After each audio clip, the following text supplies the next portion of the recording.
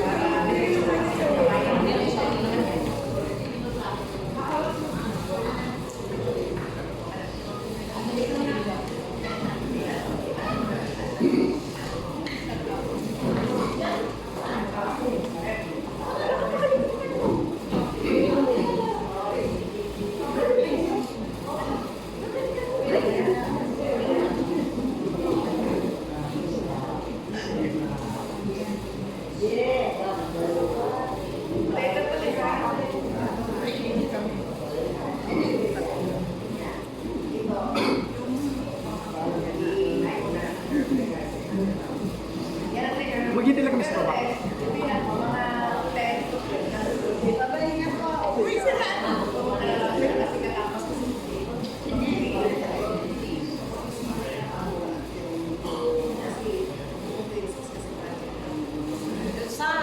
Sabay ka daw ba kay Pastor Yun?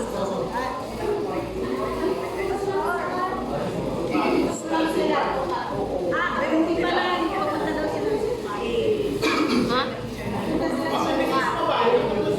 Sasabay nga daw kami. Sasabay kami.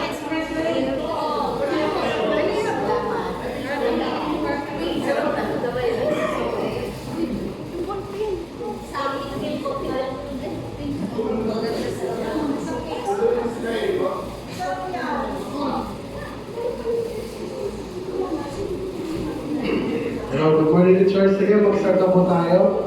So, let us pray po. Lord, maraming po salamat sa araw nito. Maraming po salamat sa pagkakataon uli na makapagbahagi po ng iyong salita sa harap po ng church. Maraming po salamat sa mga blessings na pinagulog po sa amin. Nawa po dito po yung asawa kami pag-alupong para sa maraming biyaya. At patawarin po kami sa mga kasalanan namin nagawa. Hihilip po namin ito sa pangalan ni Jesus. Amen. Yan! Okay, busog na po ba lahat? So, ako na naman po, no? Dito. Maganda po yung topic natin for this Sunday, no? It's about the fruit of the Holy Spirit. So, mag-focus na po tayo for this Sunday sa fruit of love and the fruit of joy. So, as we know, we have 9 fruits. Ngayon, okay. So, naumpisahan itong topic nito ni Marnes last Sunday, and itutuloy lang po natin yung discussion. So, ayun, the fruit of the Holy Spirit. So, bigyan lang po natin ng konting introduction. The fruit of the Holy Spirit. When the Holy Spirit lives within us, when, as a Christian, promotes caring and kindness toward people, something will begin to grow within us. No? Something will start to nourish deep inside our hearts. Not overnight, but over time. And this is what we call the fruit of the Spirit. No? So kung tayo daw ay nagpo-promote ng pagkalinga, no? At kagandahan ng asal sa kapwa, no? Sa Christian, yung kapag tayo Holy Spirit natin na nasa atin, nagbubunga. No, nagbubunga siya. So parang kanina, no? Diniscuss ni Dave. Prutas pa rin. Prutas pa rin naman natin, no? But this fruit is different, no? This is the gift from God. The fruit of the Holy Spirit. So, yung Holy Spirit na yun, magbubunga sa atin, no? Pag lagi natin siyang ginagawa. So, sige, next slide please. Ayan. So, in the Bible, we can see the fruit of the Holy Spirit sa Galatians 5, verses 22 to 23. Basahin pa natin. But the fruit of the Spirit is love, joy, peace, forbearance, kindness, goodness, faithfulness, gentleness, and self-control. So, yun yung siyam na yun, yun yung the fruit of the Holy Spirit. Actually, pag binasa niyo lang siya, no, binasa niyo lang as is, hindi siya inintindi, pwede lang din siya kasi na parang na parang bang mga achievement, no, kailangan natin makuha to, no, bagong bucket list. Oh, nagmahal ka. Love, check. Yeah. Ayan. Naging faithful ka. Oy, nagawa ko to. Check. No? Pwede ganun, pag hindi siya intindi, ganun yung parang magiging connotation natin sa verses na yan. No? O kaya naman, sa siyang yan, pipili ka lang ng magaling ka. Okay ako sa okay ako sa joy, okay ako sa peace, okay ako sa kindness. The rest, siguro, mas pagpupokus pa ako sa the rest para mas mag-improve pa ako doon. Ganun ba? Ganun ba dapat siya intindihin? Actually, ang sabi ni Paul ay mapapasin nyo, fruit, meaning singular, walang S. So, ibig sabihin, ang siyam na yan ay iisa lamang. No? Yung joy, love, peace, forbearance, kindness, goodness, faithfulness, gentleness, and self-control, those are just one fruit. Hindi siya different. No?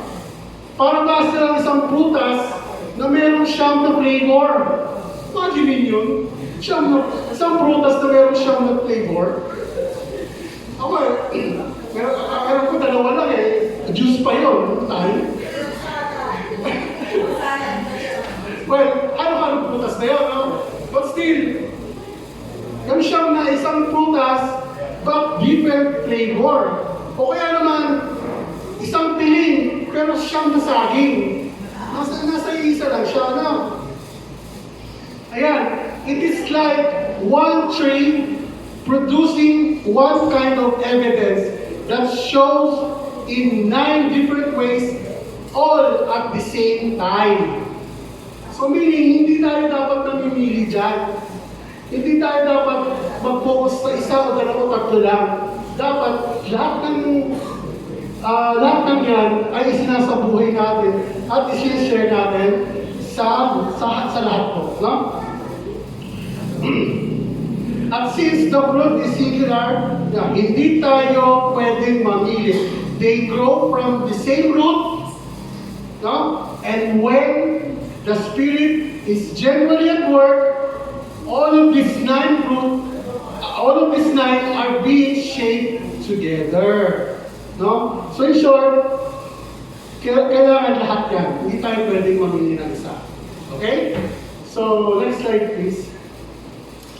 Ayan, so punta na tayo sa the fruit of love. Okay. Who can give me, on your own words po, who can give me a definition of what is love? Para sa inyo. Yan. Sigurado marami tayo po. Yes! What is love, Angelo? Love is each other and love God. Yeah! So sabi nga, love each other and most importantly, love God. Tama? Amen po. Next! Sino po? Kahit maikli lang. One, two words, one sentence. Yes po. Love is a sacrifice, giving, and pag-ibig. Yun! Tama po, no? Of course, pag nagmahal ka, kasambal talaga minsan. Madalas yung sacrifice. And you give. Of course, kailangan pag nagmahal ka, matuto kang magbigay. Hindi tanggap lang, no? Ang pag-ibig parang ano yun, parang oxygen. No?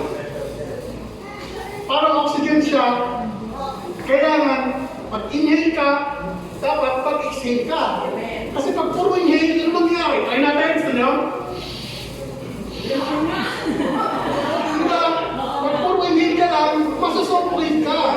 Kasi imbis na kapag exhale ka lang, bigyan ka lang ng bigay, ganun din.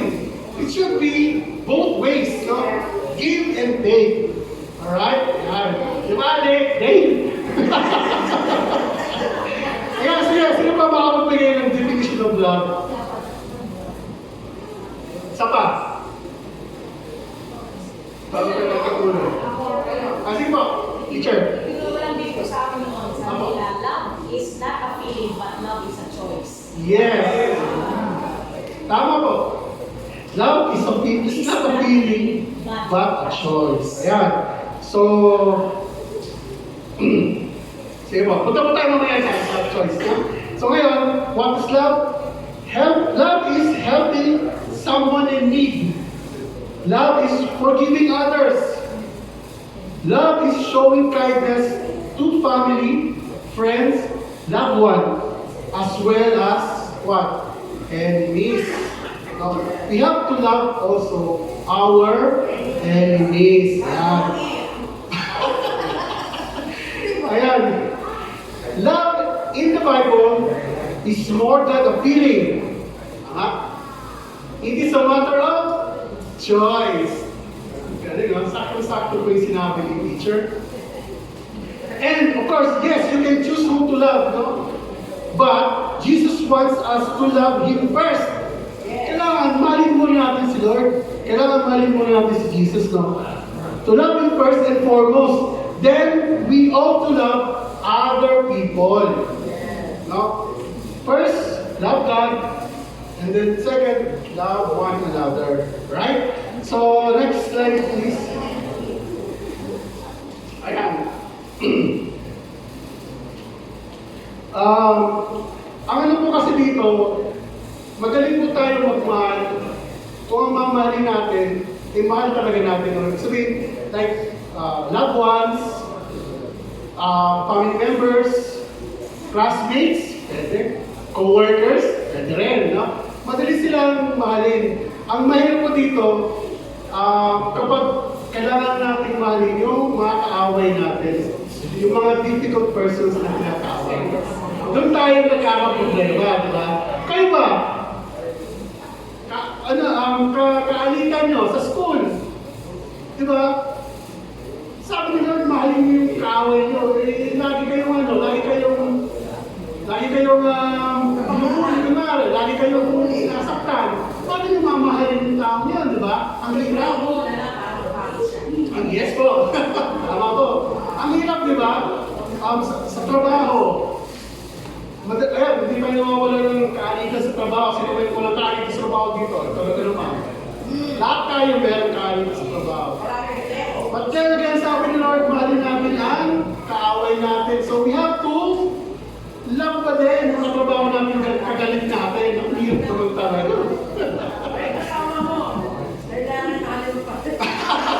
Yeah, of course. Ay, nag-aaway tayo. Ayan. So sabi dito, bakit natin kailangan gawin yun? Kasi sabi sa 1 John 4 verse 19, we love because He first loved us. Ayan.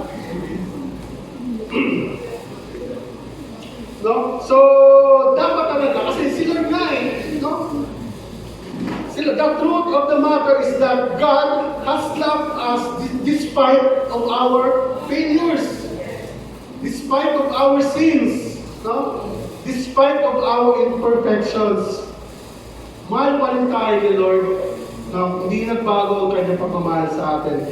And us, we should be willing to do the same, no? To others. And then understanding of God's love should motivate us to love people. No? So pag napakasimple na ng verse na ito, isang verse lang, but mabigat. Kasi, aminin na natin, hindi talaga madaling magmahal, lalo pagka hindi mo kasundo yung tao. But still, papasok pa rin naman eh. Kasi Lord nga eh, pinatawag tayo, minahal tayo ng totoo.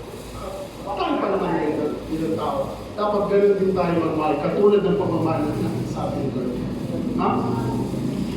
And ayon na sa Matthew 22, verse 37 to 39, Jesus replied, "Love the Lord your God with all your heart, and with all your soul, and with all your mind. This is the first and greatest commandment." No? And the second is like, love your neighbor as yourself. Yeah, neighbor na naman. Love your neighbor. Bakit natin kailangan mahalin ang neighbor natin?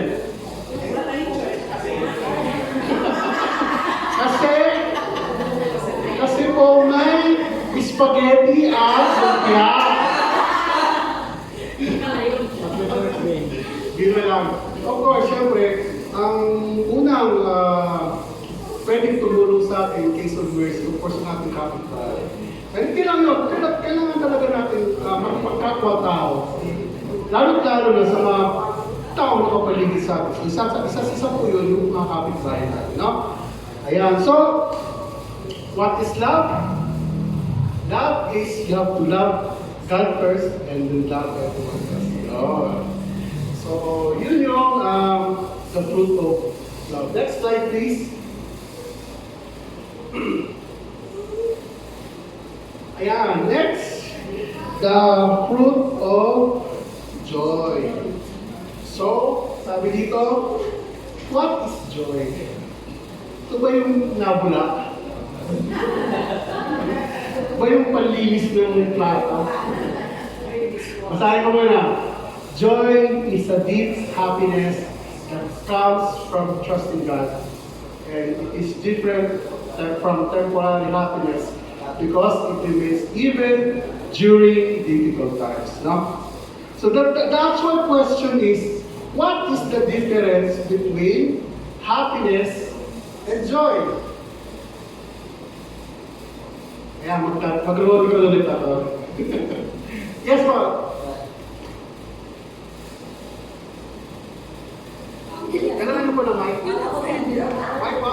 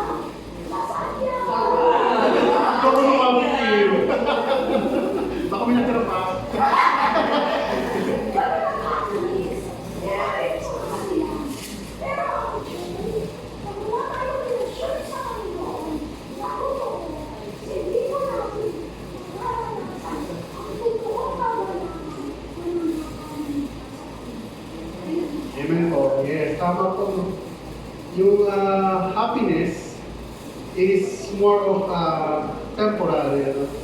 And sabi nga, happiness is based on what has happened. Kaya nga tinawag sa happiness. So, kunwari, nakapasa ka sa exam, mataas yun ang common grades. Di ba? You are happy, of course. Happiness. Na?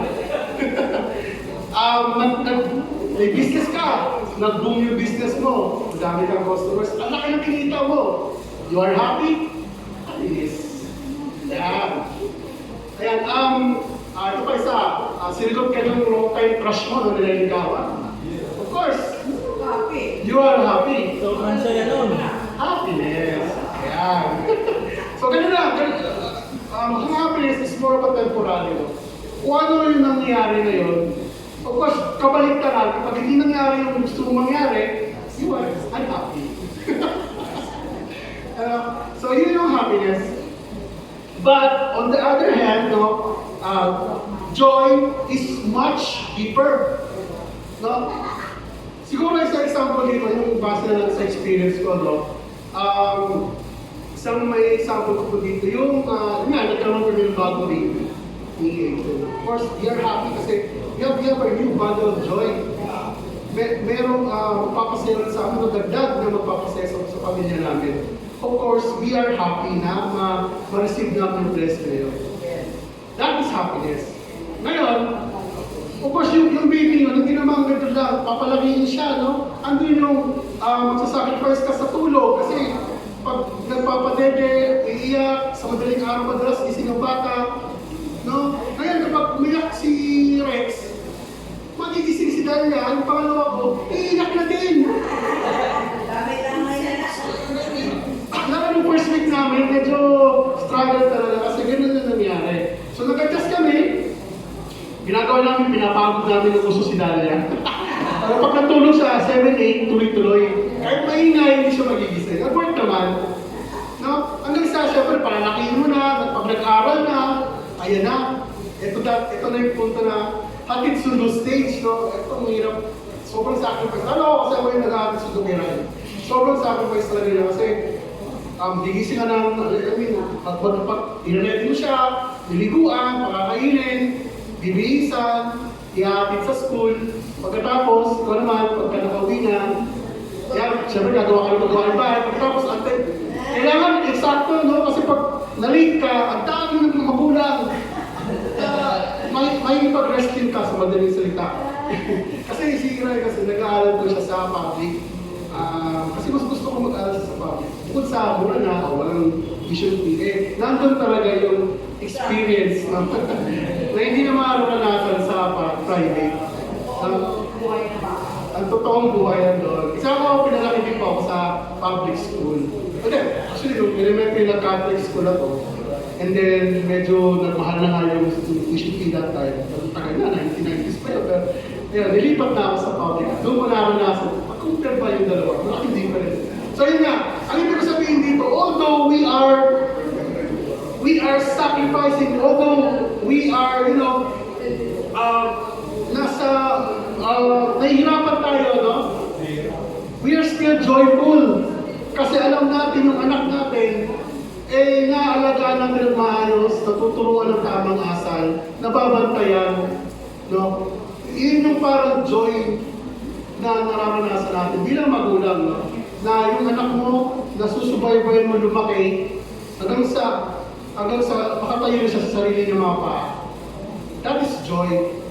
Now, kahit nahihirapan tayo, kahit may sacrifices, we still are joyful sa mga nararanasan natin. That's the difference between happiness and joy. So, siguro kunyari sa pera. Ngayon, marami kang pera. Bukas, wala ka ng pera. But you have Jesus in your heart. You have joy. May sakit ka. Malubay yung sakit mo, o hindi malubay yung sakit mo, o malusog ka.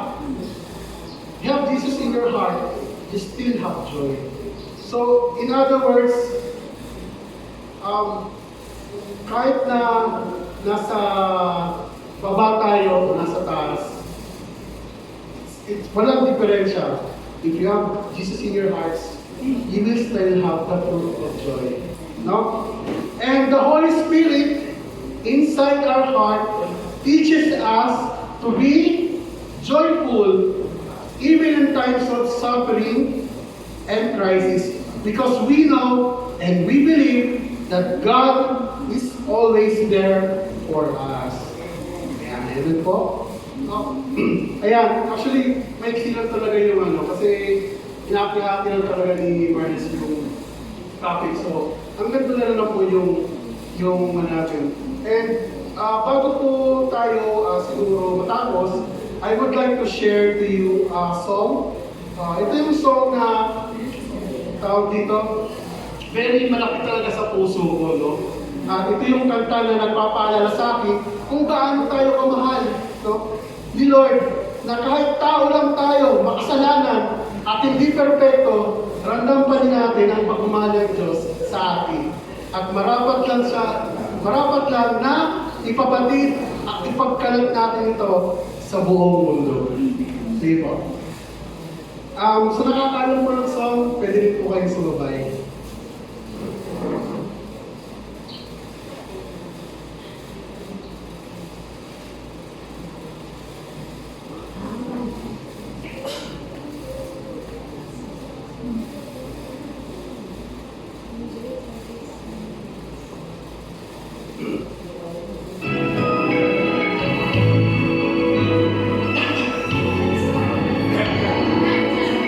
God so loved the world, He gave us His only Son, Jesus Christ our Savior, His most precious one.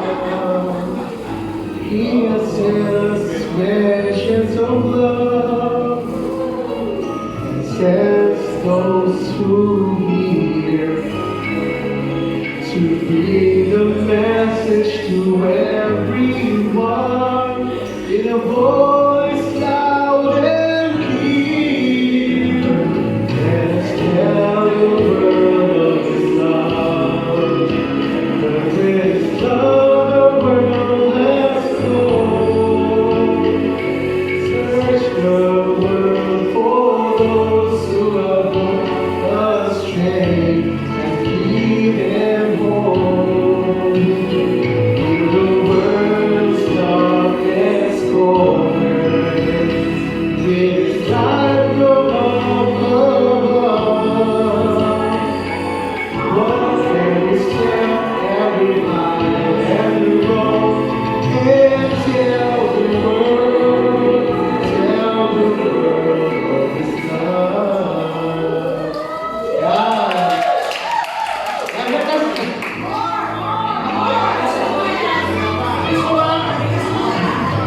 God so loved the world, He gave us His only Son, Jesus Christ our Savior, His most precious one. He has sent His message of love, and sends those who hear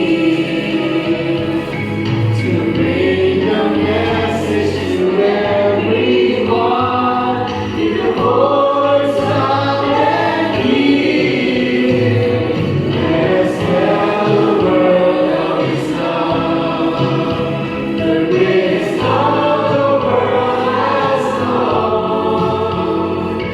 Take the word for those who have gone astray, lead them home. The world's darkest corner,